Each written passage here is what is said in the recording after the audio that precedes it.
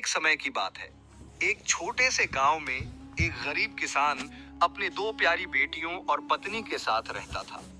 उसका नाम था हरिराम और उसकी पत्नी का नाम कमला था।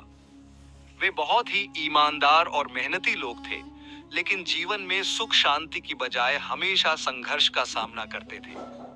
हरिराम अपनी खेती बाड़ी में बहुत मेहनत करता था, पर संपत्ति का सुख कभी नसीब नहीं हुआ।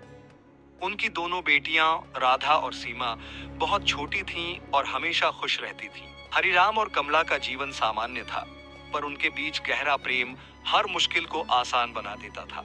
एक दिन गांव में किसी ने काली हवेली की कहानी सुनाई।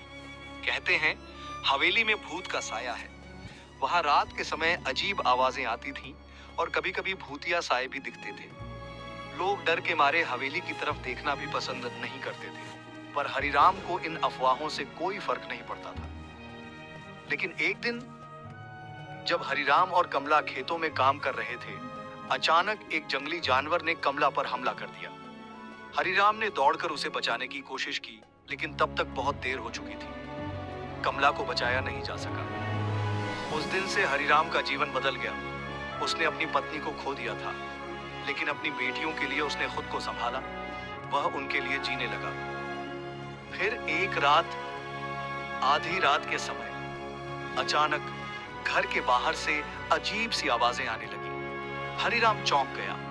वह आवाज हवेली से आ रही थी। उसने सोचा, यह मेरी कल्पना है या सच में कुछ हो रहा है।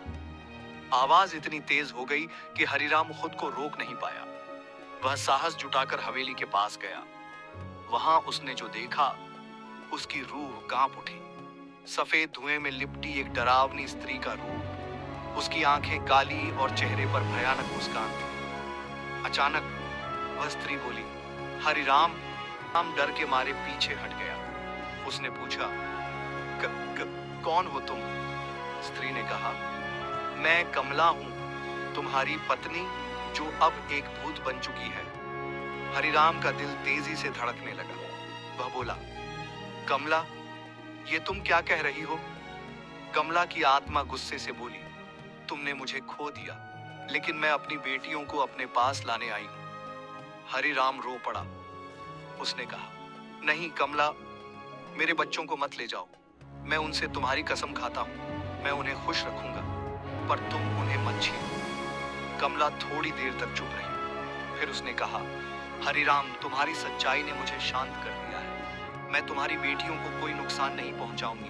अब मेरी आत्मा को शांति चाहिए। उसके बाद काली हवेली का रहस्य हमेशा के लिए खत्म हो गया। कमला की आत्मा को शांति मिली और गांव फिर से सामान्य हो गया।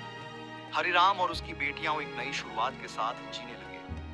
लेकिन हर रात जब हवाओं की सरसराहट होती थी, हरिराम को लगता, कमला का प्यार अब भी उसे घेर रहा है।